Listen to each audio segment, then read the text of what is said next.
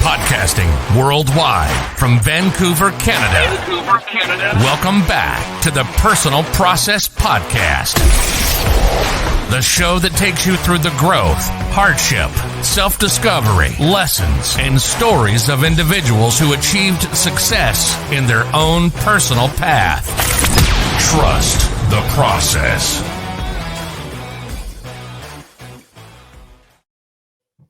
Welcome back to another episode of the Personal Process Podcast. Today we are honored to have John Greaves III here. He is the founder of Garage Gym Life Media, a digital magazine for home gym owners. And beyond that, he was a Marine. And I think he is an amazing story of what you can do as an immigrant to the United States of America. His success speaks for itself. And we're very honored to have you on the show, John. How are you doing today, sir? Good, man. Thank you for having me. Absolutely. So, John, we can get started and kind of say that, you're an awesome guy. You started everything, but I'm sure that it wasn't exactly right. Yeah. I mean, go ahead. I'm listening.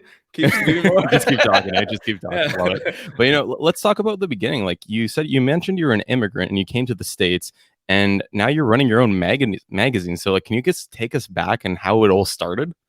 Sure. There was so I was born in Liberia, which is in West Africa, of Ebola. I don't know if it's fame exactly, but that's the thing that people associate with Liberia right now. And before that, there was a 15-year civil war. Well, Before that civil war, the military took over the government, which is what led to the civil war because eventually people had enough.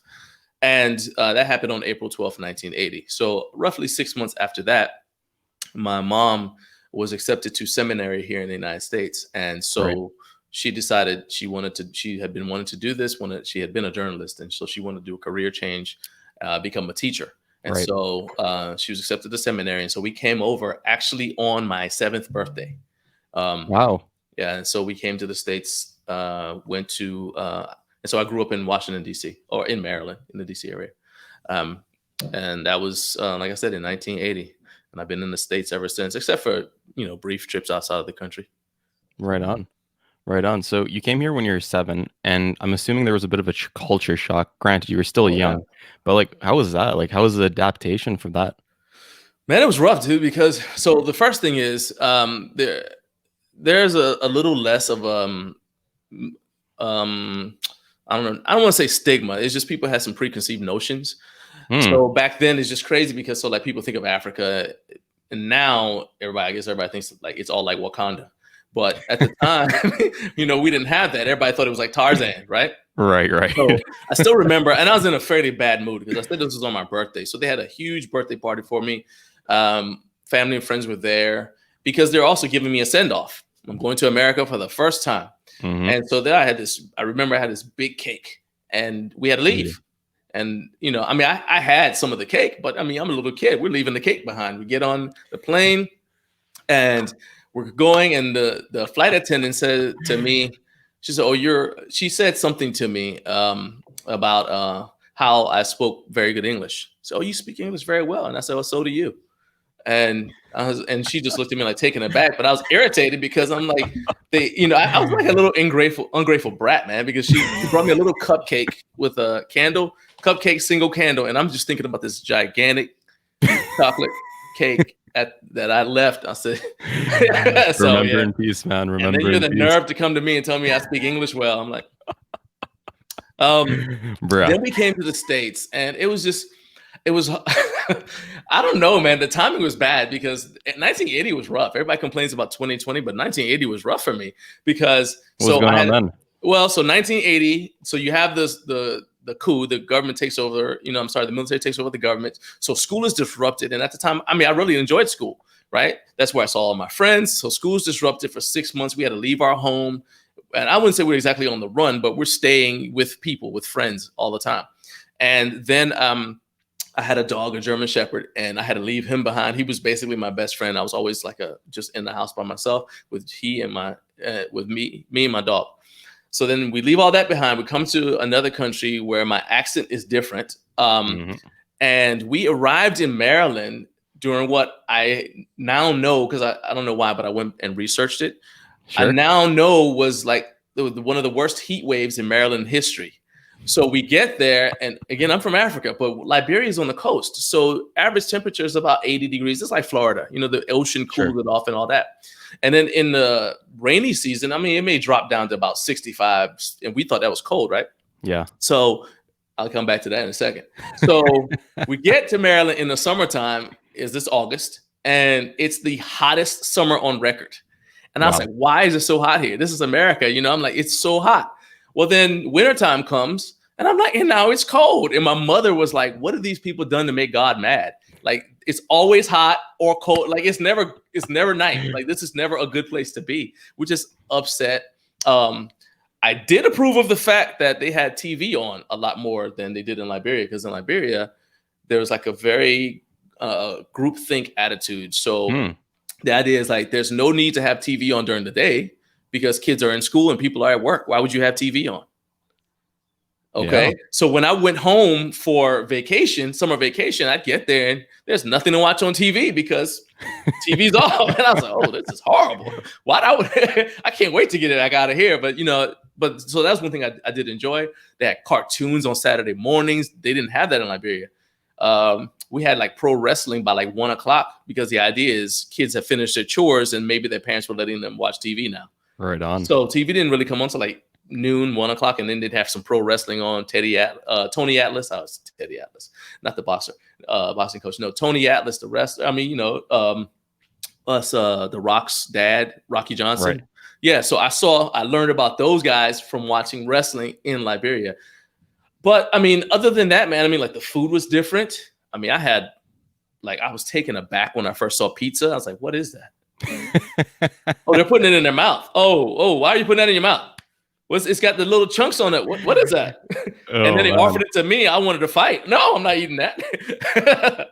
So yeah, it was complete. That was a rough year. And then I said snow, right? So I had seen snow. We went up to the mountains in Liberia on a vacation with my grandmother. So I saw snow, and I had seen snow in books, but it's a concept. It's white. All right. And I'm not sure why. I don't really sound smart when I tell this story, because it was obviously cold the day before. But I saw snow outside, and I forgot it was cold. And I ran outside barefoot in my pajamas, like, look at this stuff. It's all over the place. Wait, this is cold. And I'm locked out of the house. I forgot to keep the door unlocked. I ran out of the house, and I was outside cold, knocking on the door, like, let me in. I don't like this. That was a rough year, man. Oh, man. Not cool. No, for sure. Yeah. Oh my God. You already got me cracking up, and it's only like 8 minutes, and I love it. I'm telling you, it was a horrible experience. I said, this is not the place, we need to can't you go to school somewhere else, mommy? I mean, they got schools all over the place. I know they do. Oh man. And I don't think we even got to the part where we talked about pineapple pizza, just pizza in general. So I don't even want to go there right now, man. Yeah, man. It was like, I don't really remember. I don't remember what flavor it was. I don't know if it was just pepperoni or whatever. But the thing is, we know what pizza is. But for somebody who's never seen pizza, imagine like you hand them this thing and it's dripping stuff off of it. And it's got little chunks on top of it, or little slivers of stuff on top. And you don't have any idea what that is. And then it's hot, so there's steam coming off it. And they just say, hey, you want that? I'd rather not. Man, okay, you're gonna crack me up too much. I'm gonna cut everything I want to ask you, John. My goal is to derail this entire conversation. Oh my goodness, I love it. But that's a good point. Like, I haven't actually thought about that, because I came here when I was 3. I'm an immigrant too, but it's when you come here when you're 3, you're kind of more accustomed. There's less of a culture shock, because you're pretty much just walking at that time. You're not really working, but getting a pizza and not knowing what to do with it, like, that makes sense, because what is that? It's so foreign, right? But let me ask you this, John. So beyond all this experience, that's just absolutely hilarious to talk about. You joined the Marines, right? And can you just lead me into what led you into the Marines? How your experience was there? I guess life lessons that you took away from that too. Sure. So I finished college. I graduated from high school when I was 16 in 1990. Sure. And wow, I didn't really know what I wanted to do. Wait, 1 second. You graduated from high school in 16? Yeah, I was 16 years old. Yeah. Because when in Liberia, and this is related to the coup. So I had started, so my grandmother owned the school. Sure. And because she owned the school, my aunts worked there. And so I kind of had an advantage. And so they were teaching me from day one, Sure. you know? So I learned to read before everybody else. And I would go, if you've got hey, it's your turn to babysit or whatever, I went to school with them, right? So I'm in the school. Who's going to turn me away? I'm my grandmother's oldest grandchild. So I'm the first one. I'm the baby. Everybody loves me, right? So I'm hanging out in the school listening to the lessons from the other kids. And so by the time it was time for me to actually start school, I had a head start. And so, I'm reasonably intelligent. And so I was able to get promoted twice. So when I came to the States, I was 7 years old, but I was in the 4th grade. And then they put me back into the 3rd grade because I couldn't pass all of the tests. They said, you're actually behind, you're 6 months behind. Well, because there was the military took over the government. We weren't in school for 6 months. Of course, I'm 6 months behind. My mom was like, look, he can catch up. But if you put him in 3rd grade, it's going to be too easy for him. He'll get lazy. They ignored her. She was right. I got lazy. And so, but I still ended up, when I got to high school, and to 12th grade or whatever, I still was good enough, like I found enough things that were interesting to me. And I graduated from high school at 16. And then I turned 17 late, in August, and then I started junior college. Well, I was living with my dad at the time. He and my mom were separated. So we were in Northern California.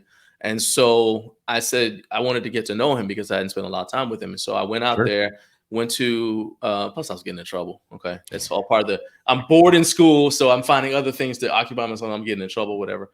And so I'm with my dad, both to straighten me out and also so I could get to know him. And my dad was a journalist as well. He worked for a public television station. And he had done a documentary on the Marines. And so that's the first time I learned about the Marine Corps. But it's funny because when I was a little kid, I had a list of things I said I wanted to do. And of all of those things, God has blessed me, man. I've done every single one of the things that I said I wanted to do as a little kid, except for be an astronaut. Yeah, I wanted to be an astronaut and I wanted to be and then so the military took over. And so I'm seeing soldiers everywhere. I'm seeing how people respect them. And I'm like, you know what? I'm going to be a soldier. I didn't know what a Marine was. I want to be a soldier. I'm going to be in the military. Okay. Well, I didn't even think about it later on when I decided to join the Marine Corps. And the reason why I joined the Marine Corps is like these little seeds were there. But I joined the Marine Corps after college because I was going to be a reporter, essentially like my dad, but I was going to be a print reporter because I wanted to kind of have my own.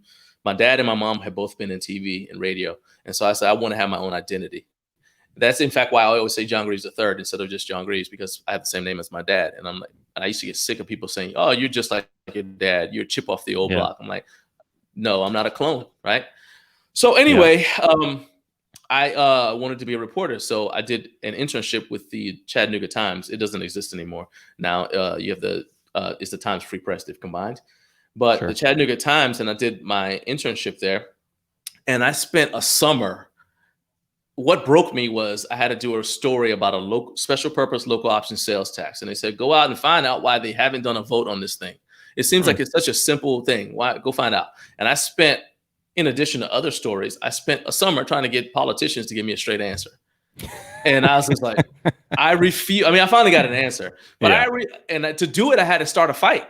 Because one guy said, well, we're kind of just, we're just kind of, we're trying to get it done, but we're just, friends get together and then we kind of get just wrapped up and talking and, it just kind of slips our mind. I was like, really? Okay. So I called somebody from the opposing party and I said, what? And so why is this taking so long?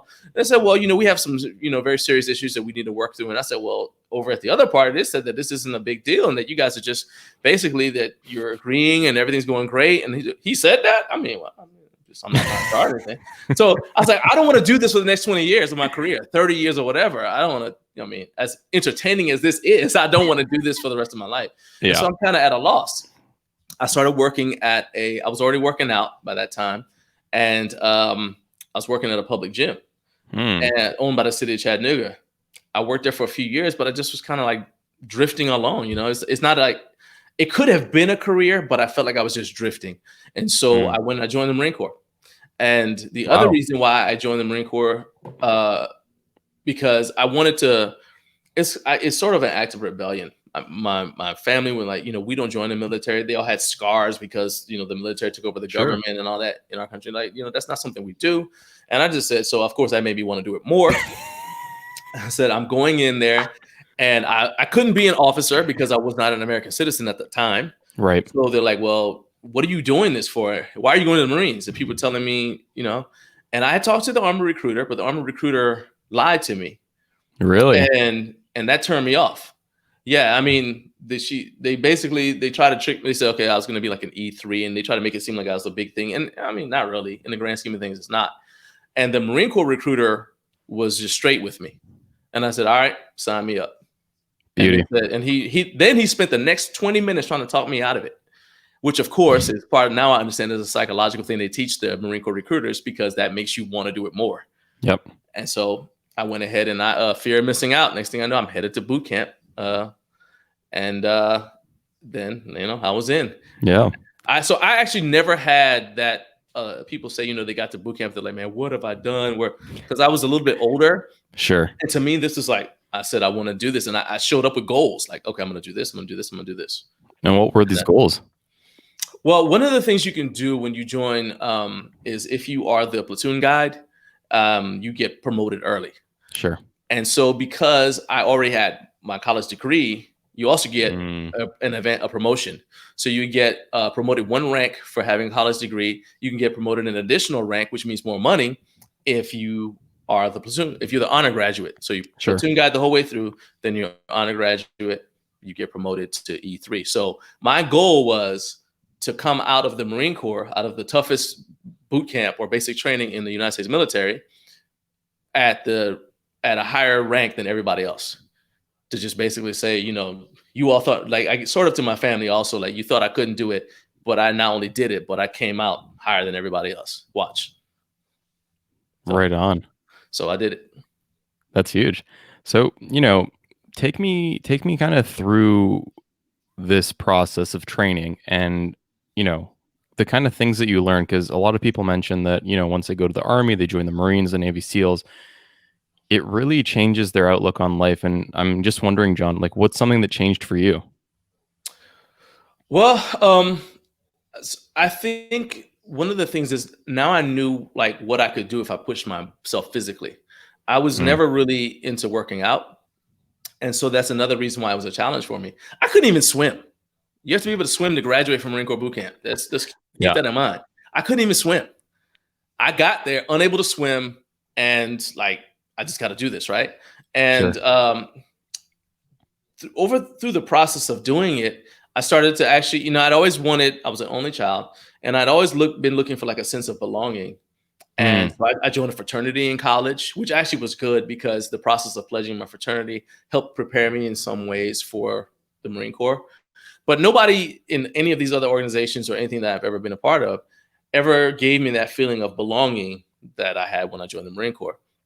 And so then it was like, I would say being in the Marine Corps, not boot camp, but being in the Marine Corps kind of took me through some of the stages of life that you go through so that I think I finally grew up completely because I went through not just going through boot camp, but, going to the different courses that I did. I mean, because you have leadership courses, and whatnot. Sure. And then, of course, I went through combat. So all of the things that could scare you as a human being, you done and it. all the rituals. Yeah, I'm like, all right, let's go. We did it. Yeah. After I had been in the Marine Corps for a little while, I had been training in martial arts, but after I had been in the Marine Corps for a little while, I went ahead and I signed up to a fight. And so I ended up going to IKF Nationals, International Kickboxing Federation Nationals in 2000. And I got the silver medal. So It's like all of the things that could scare you as a small immigrant. I mean, when I graduated from high school, man, I was 5'7", 125 pounds. Right. And so, I mean, I was like small. So all of the things that might make you insecure, unsure of yourself, I was able to conquer one by one and knock them down during the time I was in the Marine Corps. And so public speaking, because you end up having to do it all the time. So now you could drop me into, my family laughs at me because they could say, you could not know anything about a topic and we hand you a little card and say, hey, there's like 3 bullet points and put me and say, go stand on stage and teach it. Okay. Because you have to do that in the Marines all the time. They'll hand you, they say, hey, we need somebody to teach this class here. Here's some, read Sure. that. You got 15 minutes, go teach a class. Sure. Okay.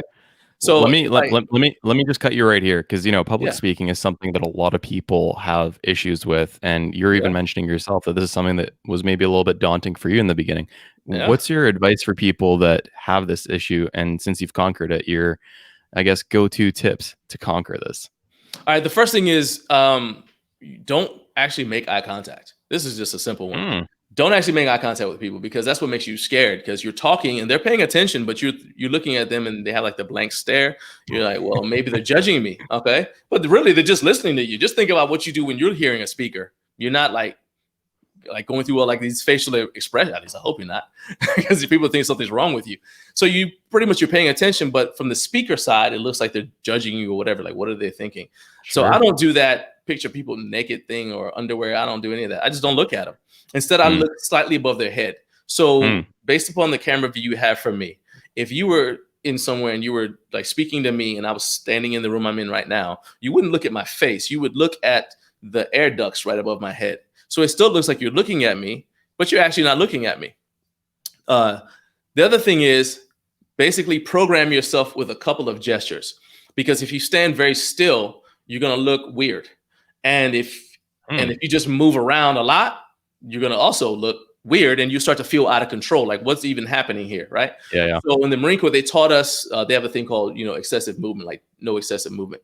And so I'm actually doing it right now. I don't know if you can see me. So I'm doing it right now. And they said, you have like the certain gestures that are authoritative. So like that was one of them right there. Yeah. So like you go like that, right? Politicians do it like that. So I'm telling you this, you understand? So there are there's three things. Yep. The first one is this. So, see what I mean? Like that. Those are two things. And you just start to feel better. And then the final thing is, yes, study a little bit about it. But let's say you forget something. Turn it around and make it a question. So I'll say, I don't know. I'm supposed to be teaching you about this widget. Okay. An incline bench. Let's say I forget what an incline bench does. All right. So today we're going to talk about incline benches. Who can tell me what an incline bench does? Just one thing. It doesn't have to be right. I don't care what your answer is. Shout it out if you know. Nobody knows. Nobody has ever heard of an incline bench. None of you work out anything. I don't even care if the answer's wrong. Just tell me something about an incline bench. And then you just talk, and then somebody will say something, and then whether it's right or wrong, you respond to it. Well, you just created engagement with your audience, right? And I can take that one, whatever that guy says. All right. I can use incline benches underwater. All right. Is he right? Can you use an incline bench underwater? There you go. See what I mean? You got an hour-long conference. I can babble on forever. but you got a lot of amazing points there, John. Similar to what you were mentioning before, one of the best tips I got for public speaking is people don't care about you. They care about your message. So, don't worry about like what you're doing, or don't worry about stressing out like that, because at the end of the day, people are worried if that, girl texted them back, or that party they're going to, or if their business is going to go fire, or like if they're going to get an invite from the Personal Process podcast. I'm just kidding. No, they're all concerned about it. They are. 100%. No, but it's like it doesn't matter. Like no one's really judging you as much as you think so. And a lot of people think that that's the main thing they're doing, but they're just here for some information. And the second thing I wanted to touch upon, that piece of advice that you gave, if there's something that you forget or you lost your train of thought, ask a question. Because like you mentioned, John, like it creates engagement. And like I was just thinking about it. I'm like, I think that's even a better thing than just coming with a script, because people are there for, they want to feel you. They want to be present. It's not just hearing the information, but they want to collaborate and get something from it. And if you engage the crowd, that's what's going to make them talk about you. Like, oh yeah, he asked a question and I was asking him, I told him the, ab machines in water, and then like they made a joke. It was funny. I learned. And it's so important. A lot of people are always like, oh, what if they do this? What if they do that? At the end of the day, I'm sure that you've had speeches that you've, not done the best at, John, and I have too. But I mean, like, do you even remember what those speeches were? Exactly. And nobody else does either. That's the thing. I mean, think about, I also say, look at it from the other perspective. Everybody has had to go to at least one presentation for work. All right. Oh yeah. At the end of that speech, were you talking about how great it was, or were you talking about how bad it was? No, you were like, okay, let's go eat. That's all it was. I mean, I'm sorry to break it to people about how, you weren't life changing and maybe somebody else's life changing, whatever. But honestly, what will make people really enjoy your speech or your presentation more is if, number one, you make them feel smart. Mhm. Okay. And that's actually good for you too, because you allow them to speak, you allow them to present their points of view, and that turns it into a two-way learning experience. So you actually walk away from that speech with something you didn't know before, or then you may reinforce something you didn't know before. Well, then you go to the next speech. Maybe you're set up to speak 3 times in the same day, right? Sure. Well, the experience you had at the morning session is going to make you a better speaker at the afternoon session, because you know more at the afternoon session than you did in the morning session. And the morning session, people feel good because you validated things that they said. You know what I mean? And so to me, it's I think it's better to think less of delivering information and more of collaborating and becoming more educated as a group. John, I swear I got to cut this video off, man. You already hit the value mark for every other video. Oh no, I want to win. Let's keep going. Let's go. You already own the best home gym, so let's keep going. All right. So, John, let's we talked about speaking, and our audience just got amazing knowledge. Let's talk a bit more about the things that you learned while you were training, and I guess you can take the transition to actually going and deploying and kind of the experience that was. But take the harness from there and keep us going. All right. So the stuff that among the things that I learned in the Marine Corps actually ended up leading to what I'm doing now with owning the magazine, running the digital magazine, and even doing the stuff that we're doing on YouTube with the live streaming and all that. Because I've had a home gym since I left that public gym job. When I left it, I was in the Marine Corps Reserves by that time, and so I had this I don't know, I had a discomfort. Okay, I was uncomfortable with the idea of paying for a gym membership because I've never paid for a gym membership ever in my life. When I started working out, which was I went with my girlfriend at the time to her gym where she had a membership. And that should have been a red flag. She's got a membership. She's done this before. All right. And you haven't. But I went in there and I was like, all right. So we put 135 on the bench. I weighed 135 at the time. And she did it like one time. She struggled, but I said, hey, she's okay. What do you want? I said, I want the same thing you had. I'm a man. I get there and that weight stapled me. Okay. We come off the bench and she let go and boom, it went down and I couldn't do anything. She had to rescue me. Okay. So I said, that's never happening to me again. So I started working out, but I couldn't work out with her because then she's going to just see me get embarrassed daily. So I started working out at the school, like behind her back. All right. So I started working out at the school. Of course, that's part of my student fee. I don't have to pay. Then I started working at the gym, the local gym. And it was like owned by the city of Chattanooga, as I said. So it was free. So even if I didn't work there, I wouldn't have to pay to train there. But I was working there. And I also had the freedom to work out whenever I wanted. So when I left there and got a job with a Fortune 500 company, I had the Fortune 500 company and I had my reserve time. So I would go with the reserves. I'd work out on base. And then, okay, I need something because now the bug has bit me. I enjoy working out now. So where am I going to work out? I tried going to a gym and paying one time. I did the guest pass. I said, I can't do this. I went and I bought 2 70-pound dumbbells in a wooden box for like $5. And that was my first home gym. And the reason why I was okay with doing that is because in the Marine Corps, you go to the field. You obviously, when I was deployed, we didn't always have access to weights and stuff.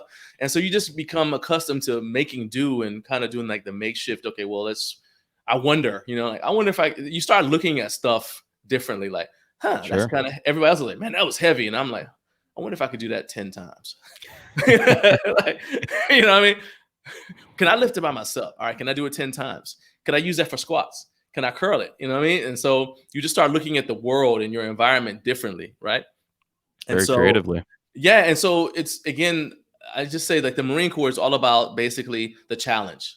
It's every day you're being challenged because you're around a bunch of other people with alpha personalities. There's a constant competition for who's better, who's something as simple as your blouse. So it's not a shirt, it's a blouse. This is a shirt. the thing that goes over, that's a Mm. blouse. And so something as simple as your blouse isn't ironed correctly. It's ironed, but it's not ironed correctly. They'll judge you negatively about that. Right. Your rank insignia is not perfectly. I mean, people will stop. Obviously, as I started getting promoted higher, I was the one asking the questions. But initially, people walk right up to you. Why do you have your rank insignia like that? Okay, what's the rate? And you tell them, and they say, "Well, what's the regulation?" And they expect you to know, that you put your rank insignia on equidistant from both points bisecting the angle. All right, I still know that because you get quizzed on it all of the time. Right. All right, so you get accustomed to being put on the spot. Mm-hmm. You get accustomed to every day having to prove that you belong where you are, that you deserve to have what's on your collar. Right. And more than that you deserve to have more. And that was always my goal. So I told you I came out of boot camp as an E3. Well, while in training, I had walking pneumonia. I didn't even know. Wow. Yeah. We went to Marine combat training after boot camp. And that was actually in some ways harder because you got to go there, you got to prove yourself all over again, right? And we go out on this. I mean, there's like a 9-mile hike. You go out, then you're basically in the woods for 17 days. It's actually longer now, but you're out there 17 days, basically playing war, right? And that's actually not too bad. It's kind of cool. But then you come back. Well, I had walking pneumonia. I didn't know that. So we're having classes and I can't stay awake. And so in the Marine Corps, they're like, okay, well, if you're getting sleepy, you stand up. I'm standing up and I'm like this, like that. And I didn't have walking pneumonia. Well, I had walking pneumonia because we marched out there in the rain. We marched back in the rain. It was wet all the time, or cold. This is in North Carolina. And so I had walking pneumonia. I didn't find out till I got to artillery school after MCT. So I had a grudge because I know that I'm better than this, but they're looking at me, judging me negatively. They're like, you can't even stay awake. You got this Lance Corporal. Everybody else is a private or a PFC. You don't even deserve this rank you have. So I started having a grudge. And so when they finally, towards the end, I started to feel a little bit better. And we had it's called the FX, but it's a 3-day war basically. Sure. And that's where I excelled because I was able to just kind of unleash my frustrations. I mentioned that I had been doing martial arts, so I may have kicked a couple of people in the stomach hard because hey, we have to conquer their position. All right, you didn't tell me, and we didn't get a lot of guidelines. They said you're going to assault the position with all aggression. Really? Okay. Now we're shooting blanks, but that's got nothing to do with the fact that I watched a lot of G.I. Joe and I've done martial arts. And I kicked you in the stomach. I'm like, well, you know what? It's a bunch of alpha personalities. So they're like, oh, this is great. You're awesome. We're like, they're loving it. And one of the people who made an impression on me and got my respect throughout that process was a staff sergeant. He's an East. So there's a tradition in the Marine Corps that someone who respects you will give you their rank insignia. Wow. You take it and you put it up underneath the little front pocket right here, and you keep it there until you get and it's a reminder to work hard so you can get that rank. And so I went up to him. Remember, I'm an E3. Normally you get it for the rank right above you. I said, I want your chevron. And I harassed him daily until he gave it to me. And I was getting on the bus and he said, man, Devil Dog, and he's here. And he gave it to me. I put it under there. And so I ended up making staff sergeant in my first enlistment, which is also unheard of, but because I had the goal. So it's like constantly, I have a goal. I have a goal. You said I can't do it. Watch me. You said I can't do it. Watch me. And tell me about that, because that's an important. You're just dropping too much fire here, John. You got to slow down, man. It's going to destroy the internet. I'm just bugging you, but it's very interesting because persistence is, in my opinion, one of the most amazing things an individual can have, and this is just a sheer example of that. And it's the only thing that you can really control because, there's a lot of luck involved in life, but your persistence, your determination in going for it is going to unlock the most amount of that luck that you get. So tell me about that process. How do you get this persistence? How do you get this drive where a lot of people would have given up in your shoes? Well, I do come from a family that's very accomplished. My grandfather in West Africa had the largest pig farm in West Africa. And so I had to listen to stories about all the things that he did, I mean, I loved my grandfather, but my family was constantly like, hey, you can do this because look what your grandfather did. So I'll just give you an example. I don't actually remember when I first heard the story, but let's say I got a bag rate on something. a C. I got a C on something I should have gotten an A on. All right. Sure. They tell me the story. Say, your grandfather, when he knew that he needed to be able to type in order to get through law school. He wanted a clerical job so he could make more money. All right. Well, to get the clerical job, you had to be able to type. He locked himself in a room with a typewriter, unable to type at all. He came out of the room able to type. No pressure. So yeah, so I Better heard get it stories done. like that all of the time. My father, I told you he was a journalist. Well, he helped set up the television network in Israel after the 6-Day War. He's got pictures of himself with, time has passed now, so a lot of people may not know these names, but he has pictures in his living room of himself with Ben Gurion, with Moshe Dayan. He knew these people, okay? Right. So when you have all of these stories just going back through your lineage, and people say, look, you are smart and you're capable, and so the fact that you're not doing this thing is because you're not living up to your potential, it starts to kind of like, quite frankly, I believe him. I'm like, honestly, I really believe that just about anything I actually want to do, I can do. And so whenever I fail at something, my immediate assumption, and I never really thought about it until this moment, but my immediate assumption is I just didn't want it bad enough. Because if I want everything else, I told you at the beginning, everything else I really wanted, I've done. I was like, let's think about it. If you took me as a little kid and I said, hey, I want to learn karate. Well, then I ended up, seeing, because everybody sees the Bruce Lee movies and growing up. I want to know how to do that. Okay. I end up going and training with a guy who was trained by 2 of Bruce Lee's students. And I end up going and fighting for him multiple times. Like I said, I ended up silver medal. I was regional champion, IKF regional champion 2 years in a row, all that kind of stuff. So like even the most improbable things, they just like, apparently I wanted it. And if I didn't get it, that means I didn't want it badly enough. It's got nothing to do with the fact that somebody else didn't want me to have it, because people didn't want me to have those other things either. John, that is quotable. You better write that as a quote and post it on your IG right now. Okay. Because I didn't want it bad enough. Yeah. Wow. Like that is so powerful. And that's not a bad thing. That's not necessarily a bad thing because 100%. I don't want my toenails painted, so it's not gonna happen. It's not. Yeah, it's like, what do you actually want? But just don't fool yourself. You know what I mean? Sure. Just didn't want it. And this goes back to a lot of things. Like I'll share one example from my end. I was trying to get this one guest that I really, I read their book and I was just fascinated by their work. I sent them an email, and initially I didn't get a response. And a month passed, and then that's such the worst, because you're like, what does it hurt you to even answer me back? To be fair, that they're very busy, and I kind of get it. I've been busy sometimes in my life too, but they ended up answering about a month later, so they did answer. Okay. But I tried to interview, and then I'm emailing, and then no reply. A week goes by. I email again because they emailed back and said, like, let's set up a date. And I email back, hey, what about this? And then, hey, what about this? I'm like, I don't know if I should bug him, busy guy. But then I talked to one of my friends, and he said, no, man, just keep emailing.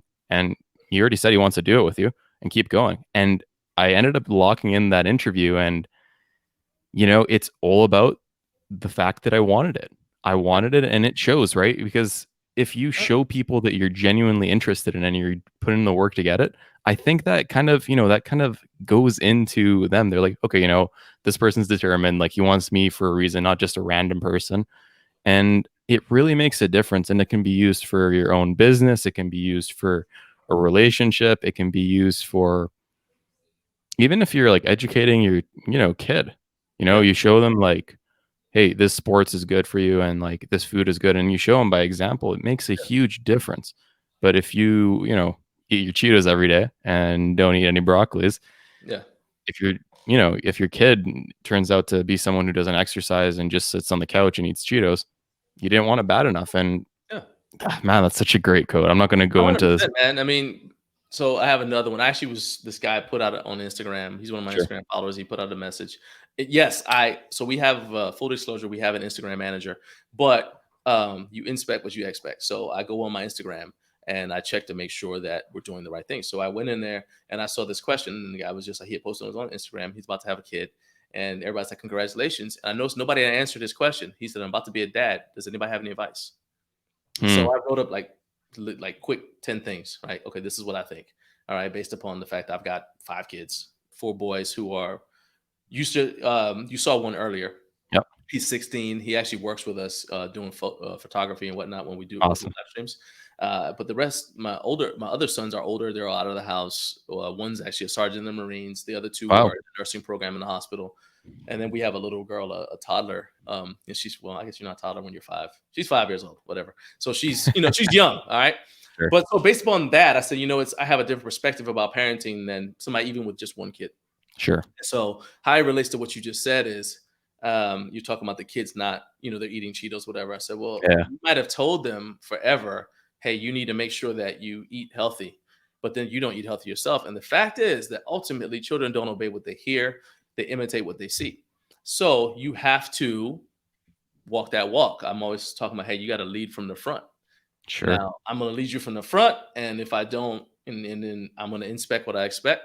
And if you don't do, you're not following my example. I want to know why, because you may not want this thing bad enough. And so it's kind of like, so the book of Proverbs says, train up a child the way he should go, and when he's old, he will not depart from it. But that's actually a mistranslation. It really says, train up a child according to his way. You have to find the thing that is his thing, his purpose. You train him up according to his purpose, his learning ability, his learning habits. Is he a visual learner? Is he auditory? Is he touch to learn by doing? And then it'll sink in and he'll just keep doing that forever, right? So that's what I'm saying. It's like you have to, if I'm trying to give you this example and you don't do it, even as an employer, maybe you don't want this thing bad enough, in which case we got to talk about whether you should be with us. Number 2, I may not be communicating it to you the importance of it in a way that you understand. Like, I just haven't been clear enough about my expectations. And also, I'm fairly good at figuring out what people are good at. That's my number one leadership skill. I can tell if you're good at something, right? Sure. And I may have misjudged it and thought that you were good at this thing and you're not. So there you go.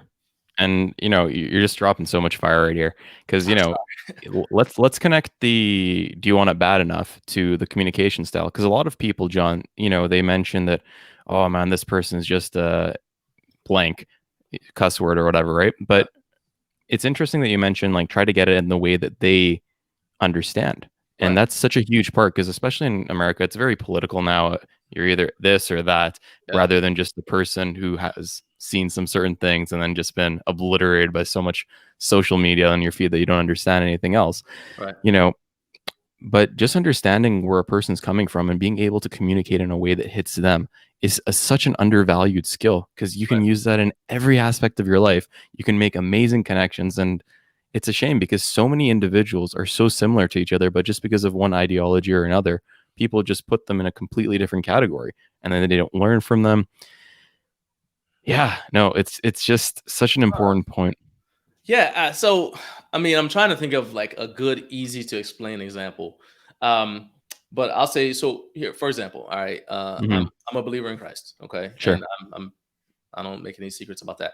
So there are certain differences between denominations though. So for example, I do not believe that drinking is wrong.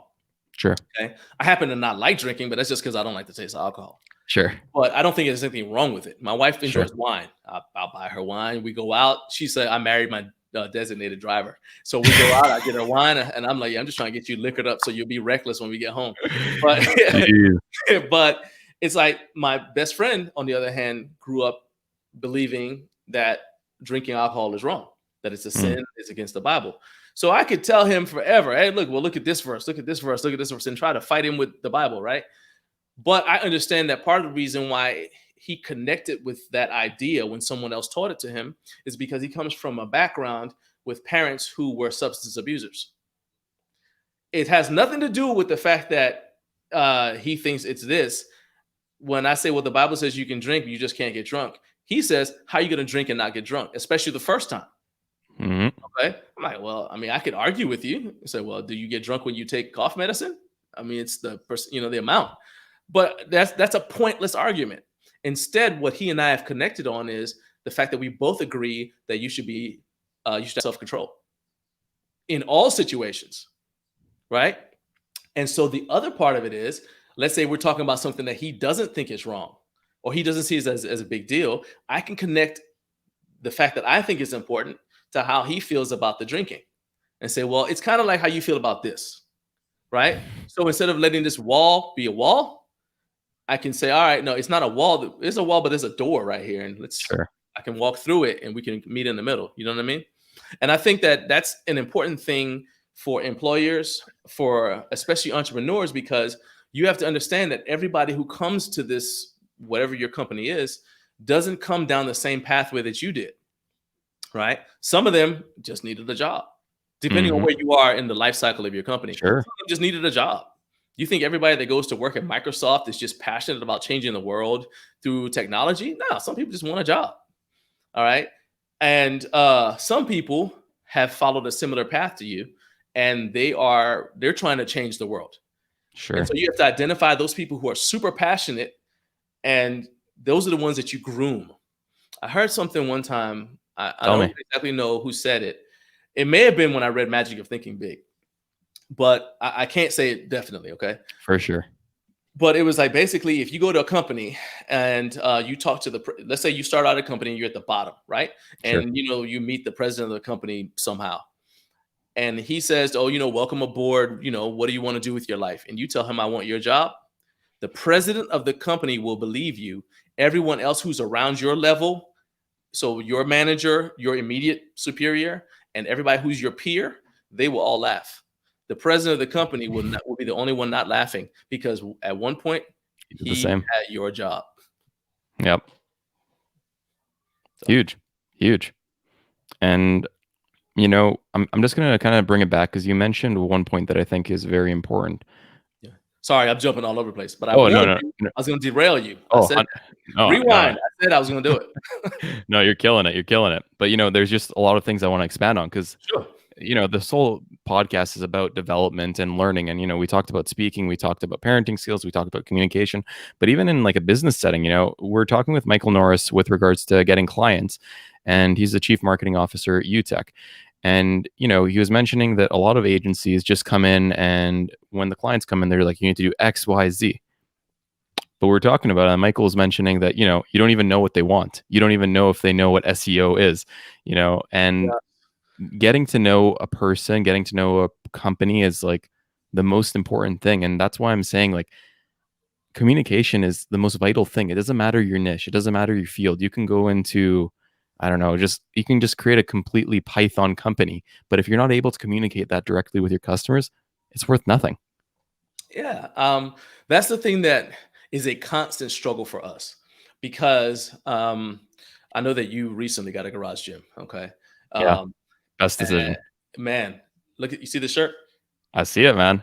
See it. I mean it with every is because I feel like one of the things about a home gym is it's custom tailored for you. Absolutely.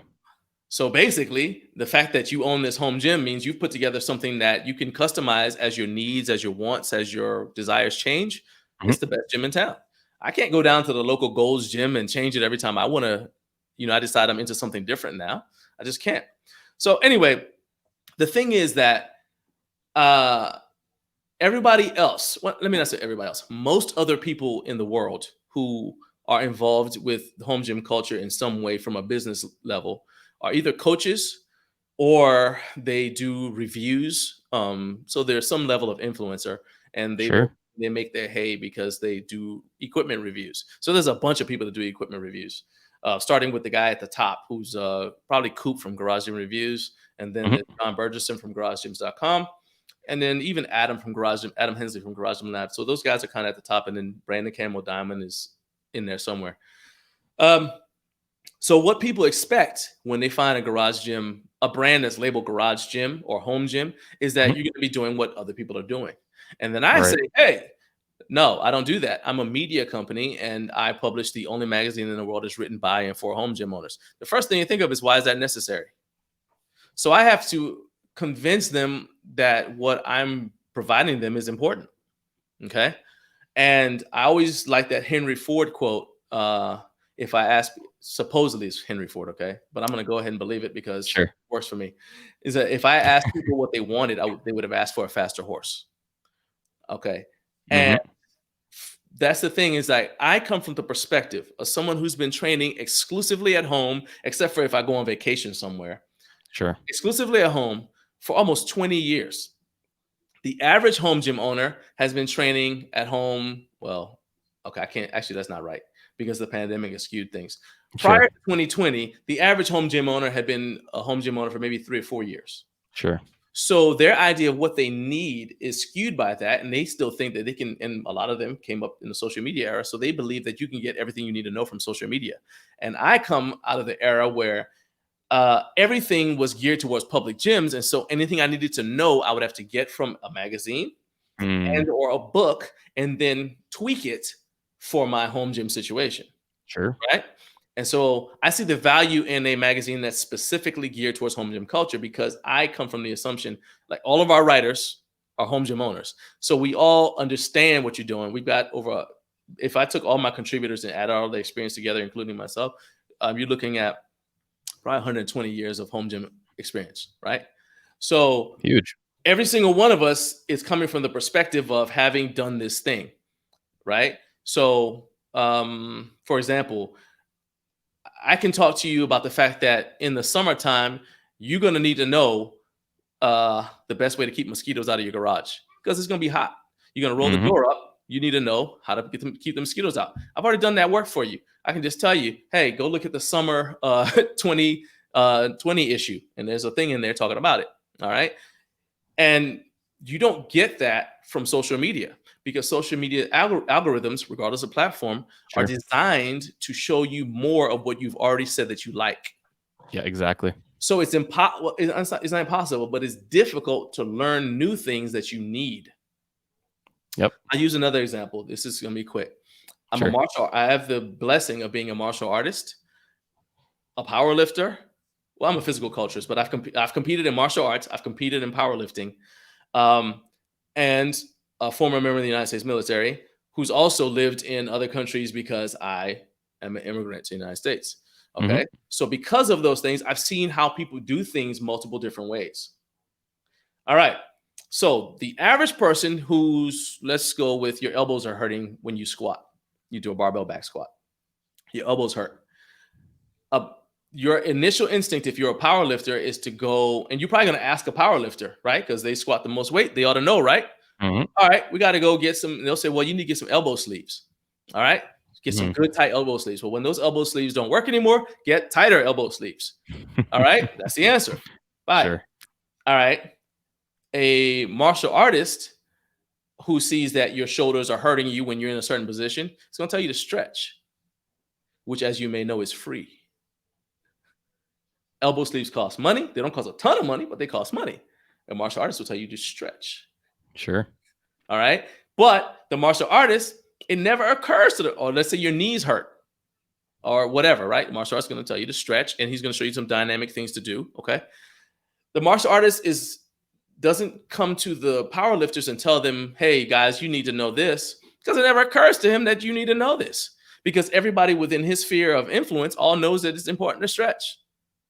And they also know it's like, if you tell a martial artist you can't produce power and you can't be powerful and explosive if you stretch, because stretching makes you less powerful and explosive. And they're going to look at you like, what?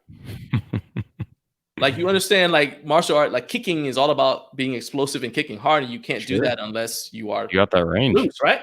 Yeah. Okay. Because your body can't perform effectively if it's fighting itself. Sure. Well, a power lifter thinks, because they've read a few studies, or they really didn't read the study. They had somebody else read the study, and that Saw a BuzzFeed article. and told them, yeah, and it like filtered through, and it became like common knowledge. Sure. So they don't even want to stretch. So they're over there buying gadgets when all they had to do was stretch. That's just an example, right? And so that's what I mean. Is like, what we need is something that cuts across the experiences. And I'm linking all these people together and say, hey, look, you all train at home. Let me be that guy at the gym. You know, normally when you're at a gym, there's that one guy that knows everything. Everybody always asks them. There's one on the day shift. There's one in the night shift, Sure. and the different times. And there's one in the afternoon at lunch. Everybody goes to that guy and asks him what he thinks. All right, you work out at home and it's you, your wife, and kids. I'll be that guy for you. And the other contributors, we're that guy. But I have to go through that entire spiel because I understand that not everybody has been in a situation where they have to rely on just themselves for almost 2 decades. So I Sure. can't get upset when they think uh, they can get everything they need to know from social media. Absolutely. I can't let it upset me. I can't let it upset me that they are into like the reviews thing is very popular. I can't get upset about that because again, these are people who are new home gym owners. What do they need? They need equipment.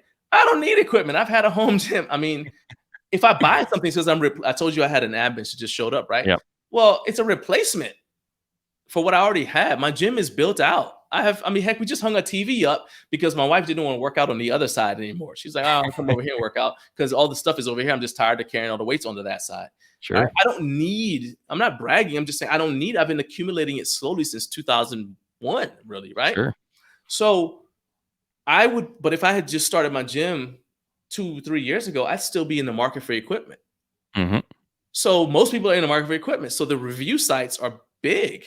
And I'm just here like, hey, look, you're going to at some point have all of your stuff. You're going to need to know what to do then. Absolutely. Right. So that's kind of like, that was a very long answer that didn't answer exactly what you asked me, but I wanted That's to make the point to people that you have to kind of, it's not always the surface. And sure. that does apply to what we're talking about, even as an employer or whatever. It's not always the surface thing. You have to be willing to peel some layers of that onion away until you can Absolutely. figure out how to get to some resolution. I mean, sure. I mean, I'll follow up on that anecdote. Like we were talking about business, and sure, doing a business and creating good business, model is huge. It's very important. But if you don't have the right team members who are passionate, or you don't have the right communication strategy, and all you're doing is, lying to get candidates. I mean, you saw what happened with yourself, John. Yeah. You didn't like them. You didn't join them. And in fact, right now, you're doing negative publicity for them. Whereas for the Army, they were straight with you. They even tried to take Marine you out. Corps. Or sorry, with the Marine Corps, my bad. Yeah. They tried to take you out, and granted, that was probably a social psychology thing, like you're mentioning. But they're honest from the get go, and honesty pays dividends. It may not get you the war or the battle first, but it'll finish the war. And that's such an important point. And coming back to the home gym, yeah, sure, you need to get reviews on like a Rogue Rack, which is, I guess, kind of like one of the prime after Sorinex, if I'm correct. You probably know more than I do. Yeah, I mean, Rogue is the cool thing about Rogue is that they have a very okay, let me back up. The biggest thing for me, just in general, about when I value something is quality control. Because again, 2 decades, right? So I've seen stuff break. I remember when I worked in the public gym, we had dumbbells that were made in China. And so I'm biased against Chinese products because I watched a 70-pound dumbbell break in half and fall on the guy's face. Okay. So yeah. So I'm and it's now granted, he's stupid because he was dropping it and I kept saying, hey man, don't drop the weights. I walk away, came back. He's like, I'll be all right. He's doing pullovers. He's lying down. Come over here. And while he's holding it here, snaps in half. Bow, right there. Excellent. Help your dentist get his kids through college. Perfect. So I'm biased against, some Chinese brands. Okay. But because of that, because I'm like, well, the quality control isn't there. And so I've interviewed people as well who are in the manufacturing industry and they say, well, here's the problem we face. The reason why they can be cheaper is because they don't have to, for one thing, we have to fly over to China, which costs a lot of money. We got to send the quality control specialist over there. And I mean, they're just right there. So anyway, the point is that I am big on quality control. Okay. Sure. Rogue manufactures primarily in the United States. I mean, I'm sure they manufacture overseas as well too, but they manufacture in the United States, right in Ohio. And so not only do they have the ability to, they've solved the shipping puzzle. Okay. Sure. So Rogue is big because you got three ships free. People love free shipping. So they've got that. And then they've got reasonably high quality stuff. So Rogue is at the top. Sorinex is an older company, but they hadn't solved the shipping puzzle by the time Rogue came along. Sure. Rogue's big thing is they came along and they were serving CrossFitters. Sorinex was serving athletes, colleges, universities, and whatnot. Right. So I mean, college has a budget. They're not concerned they want you to ship cheaper, but they're not like an individual CrossFitter who needs this stuff today. And I don't want to pay a whole bunch of money for shipping. So Rogue's big thing was we got to solve the shipping puzzle. Absolutely. We're not reinventing the wheel. In fact, if you look at a lot of Rogue products, they look like stuff that other people make, but everybody thinks Rogue first because Rogue can get it to you quick and for less money, right? So anyway, I just had to say that.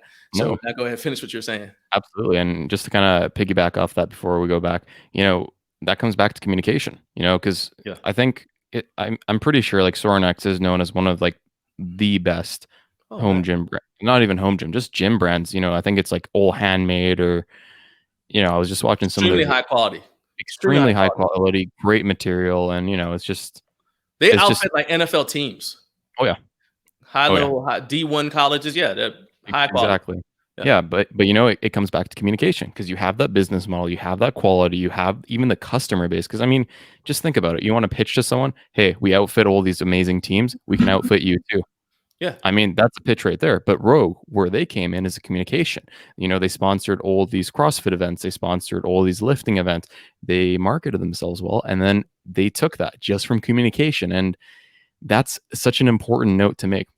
Now, to kind of come back to the point that I was making earlier with your brand, John, you can go and get something from Rogue, but at the end of the day, the details also redefine reality. Because I'll be, let me share my own example. When I got my half rack, it didn't have a spotter. So, I no spotter arms, no, anything to do that. And I was looking at the prices and I think I got my rack for an amazing deal. It's a Nautilus one with a pulley and all that too. So I think it was 200, something like that, with like a couple of weights too. And I was just like, yeah, like a spotter arm, a bench press spotter arm's like $100. Is it worth it? Yeah. And this is a thought that was going in my head. And exactly, right? Exactly. Yeah. Remember the teeth. Remember the teeth. Yeah. You're trying to spend money at the dentist or at your own, home gym. And that's the thing. Like, these are details that you may not understand. And I don't think it's too often put out there. Sure, it is in some videos, but are you going to get that video? And with a magazine like yours, you get all these details, whether it's with safety, whether it's, I was watching some of your YouTube videos on proprioception, and there's a lot of different elements that come with training that you may not just get. You can get that chest press machine, but is it the same as a bench? Why? Why not? Right. And I think that's something that you offer, which is huge. One of the other things I try to do is, again, I'm cutting across multiple training disciplines to answer the questions that people may have based on where they are on that road, right? And that is the chest press. So if you're a bodybuilder, you need stability because you want to be able to isolate the muscle without having to worry about basically engaging other muscles to stabilize yourself. All right. You can put on muscle with just a barbell and free weights, barbell and dumbbells. You can do it. All right. Generations of bodybuilders did it with barbells and free weights before machines were invented. But it is easier and faster if you're able to isolate the muscle as much as possible. You get your mind-muscle connection. All right. I don't know which Weider principle that is, but yeah, mind-muscle connection. But if you are an athlete in a sport that involves moving yourself and objects through space, you may not want to, depending at that moment, you may not want to isolate because you have to train your body to move as a unit because you're not able to isolate, I don't know, your chest as an NFL lineman. Granted, yeah, you're pushing against somebody, pushing them away. So it seems like it's just chest. But I mean, what are you floating? Your feet are on the ground. So obviously you're using your legs too. So you have to train yourself to be a unit.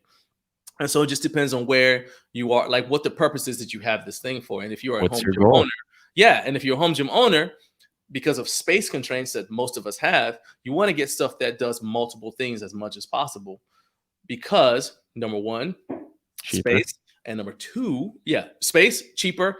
And if this is for the long haul, your goals and needs will change. My goals and needs when I was a single dude who's just working out at home so I could look good and to support my martial arts fighting changed when I became a dad with a bunch of kids in the house who want me to be able to play with them. All right.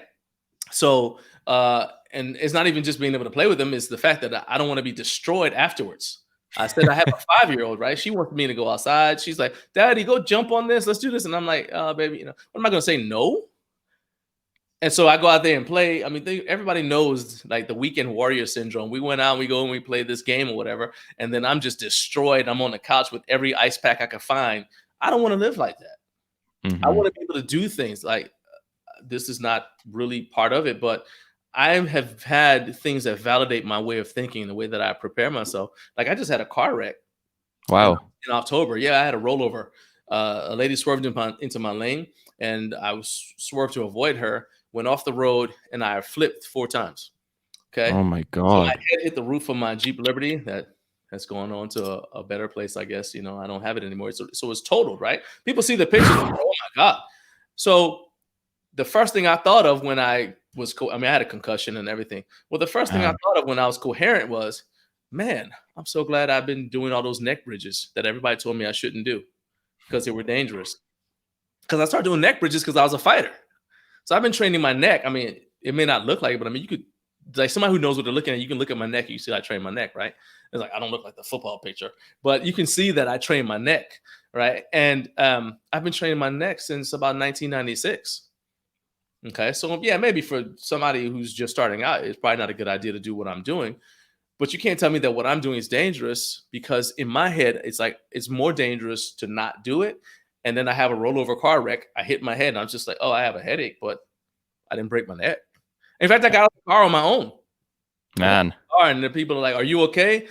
And I was coherent enough to have a smart answer. Like, no, I just had a car wreck. And they're like, and I said, and I'm bleeding. Mm-hmm. And I was like, I want you to call the police. Like I'm like that. I'm just like just talking to them. But then I had like the blood sugar drop and then Sure. But in the moment, it's like it felt like when I was in the ring and I was on my way to train with my coach. So I still train martial arts. I was on the way to train with my coach and I called him and said, hey, I just had a wreck.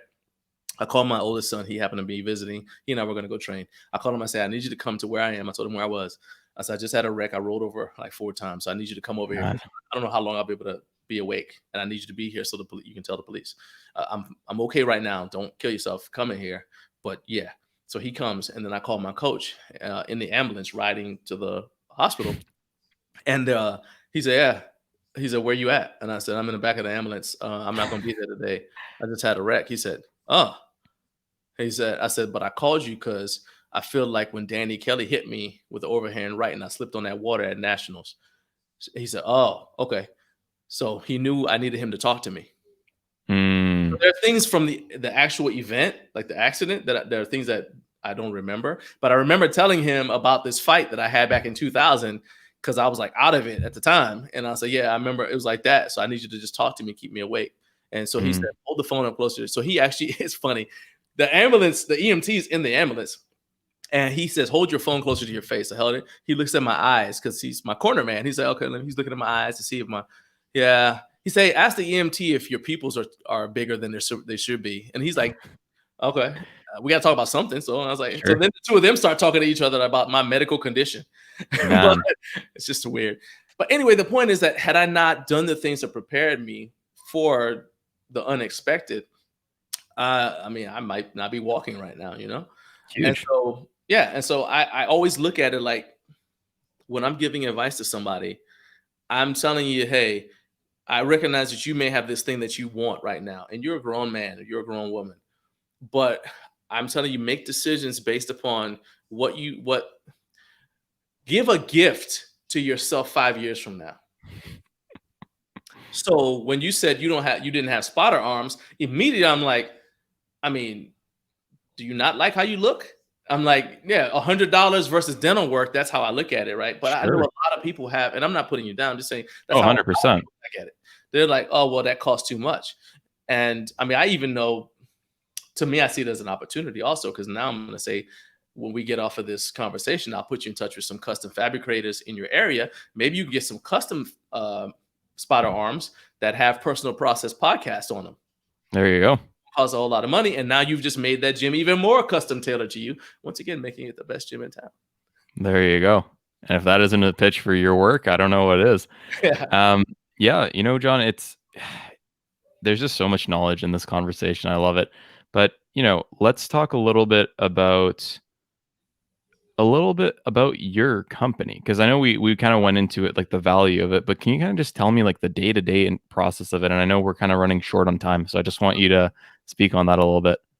Sure. So essentially, like I said earlier, we are designed to be like your gym buddy. All right. Mm, Sometimes you need motivation from your gym buddy. And so we provide, typically on Instagram, we'll put stuff out, shouting out people for their daily accomplishments in their home gyms.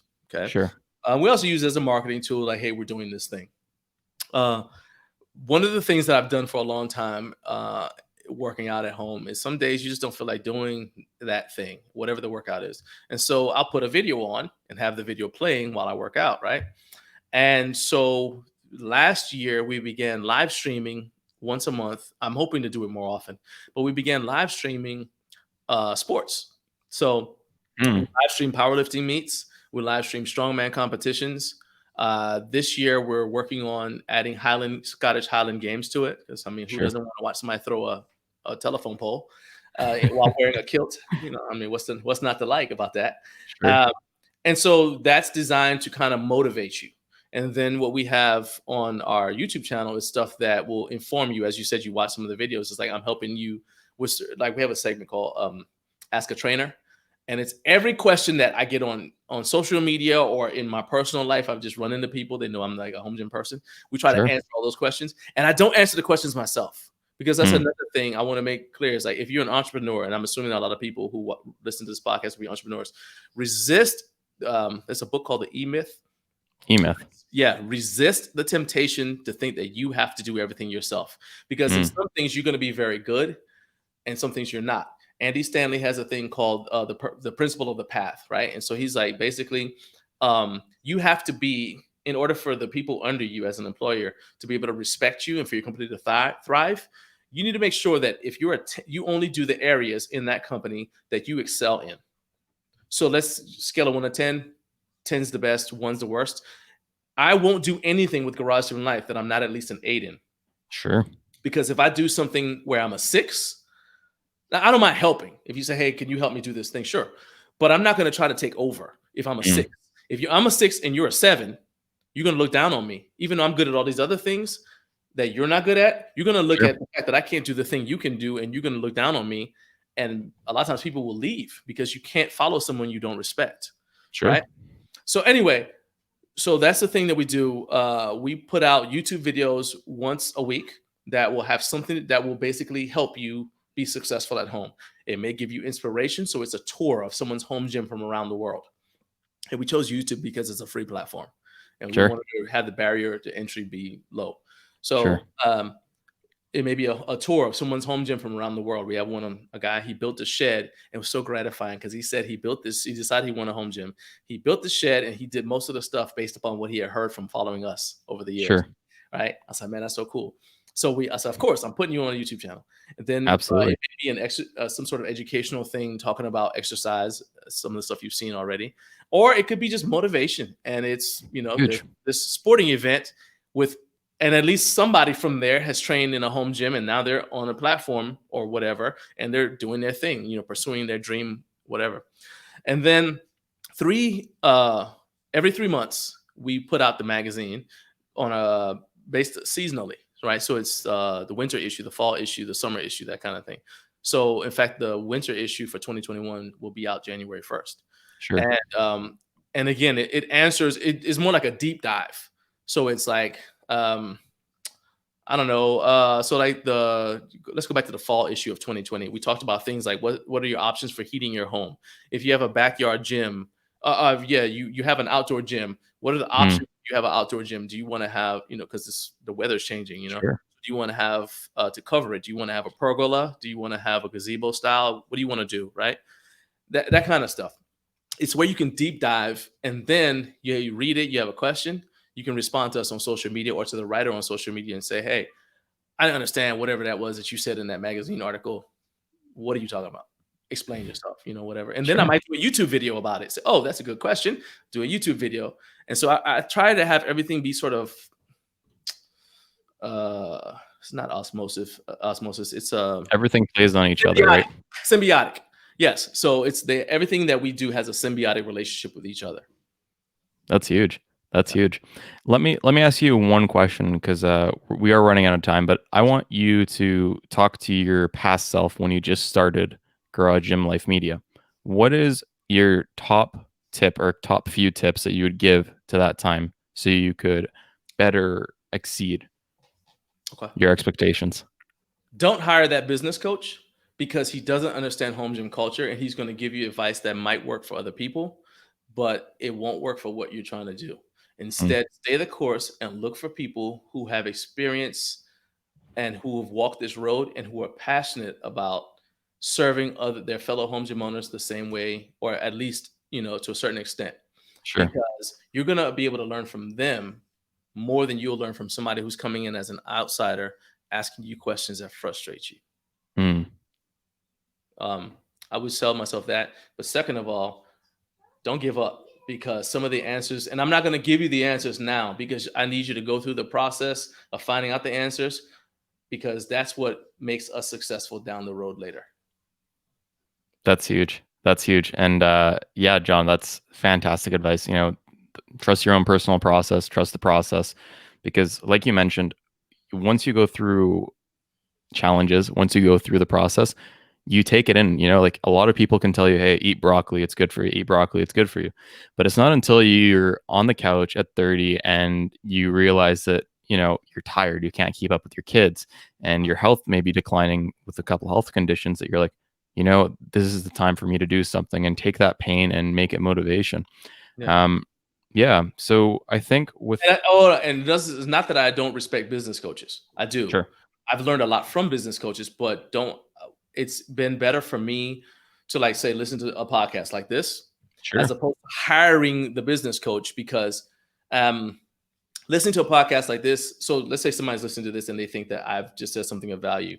All right, you learn from little things that I've said, but that doesn't mean that I'm qualified to come into your business and tell sure, you how to run it, because you're the one that has identified the problem that you created your business to solve. So you're the subject matter expert. You're the guy from out of town with the briefcase that we sure, should. So while you need to trust you, I would say create like a council of people you can come to, but make sure that each one of those people has a different background, sure, so that you can go say, we had a kind of anecdotal story in the Marine Corps. So basically, if you want to get something done that nobody's ever done before, go find the laziest, lowest ranked person, because they'll come up with something innovative so they get it over with quickly.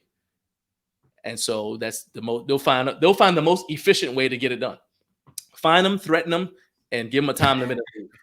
And I'm telling you, it works. Find the lowest ranked person who's the laziest, threaten them, give them the task, leave. And when you come back, it'll be done. And you would have just learned something, right? And you don't even have to tell them that you didn't know how to do it, because you just learned something. Now you're the expert when you go tell somebody else.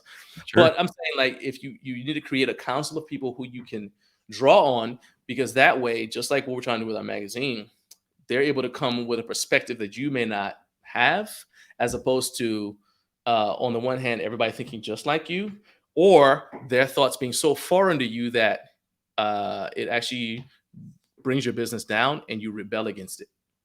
Absolutely. And, those are just huge points. First of all, just getting a diverse opinion, Yeah. huge, because, we all think a certain way. And as we were talking before, John, everyone has a unique communication style. They have unique experiences. And by having that diverse group of, a council, you're able to better hit all of your target groups. Granted, not perfect, but I mean, if you can get 7 out of 10 instead of 3 out of 10, that's a Yeah, win. That's exactly. double and a little bit. And yeah, get the unique opinions and try not to stay in your own bubble, because, oftentimes, like, I'm sure you can attest to this, when you run your own business, you're very tunnel visioned. You're like, man, I got Oh to God. focus on this. Waking up in the middle of the night with ideas and writing them. Yeah. Yeah. And your wife's like, okay, come on, we need to get you back on that Fortune She doesn't even 500 open job. both eyes anymore. She just opens one eye, like, really? Man, I didn't get a divider or something. It's COVID, I swear, it's Sneeze COVID. guard? Get a sneeze guard. That's funny. Oh man. Yeah. No, I love it, John. And I wish we had some more time to talk further, but I know you're busy. You're a busy Yeah, man. yeah. So let me just get these last 2 questions from you. The first Sure. one is, what is your one piece of advice for the audience? And take it however you want, whether from this conversation or anything else. And second, I just want you to kind of, shout out your social media, anything you want to promote. Sure. Okay. So the number one piece of advice I'll give you is, if you have some sort of if there's a thing that annoys you and it doesn't seem to bother anyone else, is because you're the one that was intended to fix that problem. That's why it doesn't bother anybody else. It's given to you. Number two, don't let the fact, even if you don't have any experience in that area, beyond the fact that that thing bothers you, don't let that stop you, because it doesn't even matter if someone else has addressed the issue in some way. There are people who will not respond to anyone except you. So it doesn't matter how famous the person was who already talked about this thing. Somebody out there is only going to listen to you. And I can prove it. If you're married, how many times have you told your wife something? Like, my wife barely listens to me about exercise at home gyms, all right? I know what I'm talking about, but she doesn't listen to me. So she'll come to me sometimes and tell me about this thing, and I'm just looking at her like, really? Would you hear that before? And she never says, well, you told me. Instead, she heard it somewhere else. So maybe I planted the seed. All right? That's what I tell myself, to bring myself off the ledge. But the fact is that there are some people who just can't hear from anyone but you. All right? So you have been, like I said, I'm a Christian, and I believe that God is in control and that things don't happen accidentally. Things happen for a reason. And so the fact that it bothers you means you're supposed to do something about it, because there's somebody out there who's praying for a solution, and they can't get it until you get up off your butt and do something. Sure. Okay? So that's the first thing. As far as our social media, Instagram is the number one place that we've had the most success. So at Garage Gym Life Media on Instagram, hit us up, follow us. And, if you have a home gym and you're working out, or you're even getting started in a home gym, I'm not like possessive. I'll point you in the direction of other home gym brands that can help you. Because again, I'm a media outlet. I'm not actually I'm not jealous. I'm not, oh no, I want you to come to me as a coach. I'm not a coach. I'm going to tell you what the good coaches are. On YouTube, Garage Gym Life Media on YouTube, we're trying to put it together so that it's like TV. It's programming that you can watch and enjoy. Be entertained by, as opposed to just like I tell people, it's like ESPN but for home gyms, as opposed to most home gym channels, which are more like HGTV for home gyms. Right. If that makes sense. Okay. So those are the two. And then our website is garagegymlifemedia.com. Huge.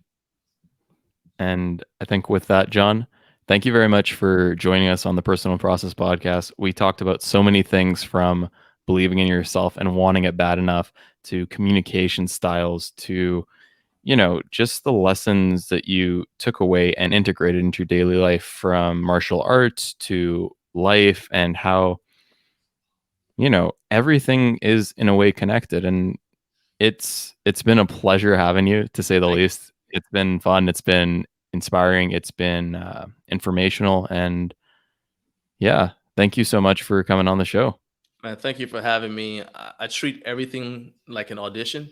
So I'm like, hey, I want you to say, hey, I got to have him back. So I really appreciate the opportunity to share my message with your viewers. And I hope that I was helpful to people. Absolutely. And to the viewers and audience members, thank you for watching another Personal Process Podcast episode. And we'll see you on the next one. With that said, we'll hit our outro. Hey, everyone. Param back after another amazing episode with another amazing guest. We hope we added value into your life so you could take the tips from this episode and fuel your process forward.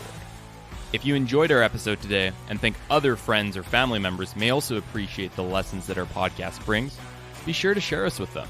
Subscribe and rate our show so we know how we did. And always remember, trust the process.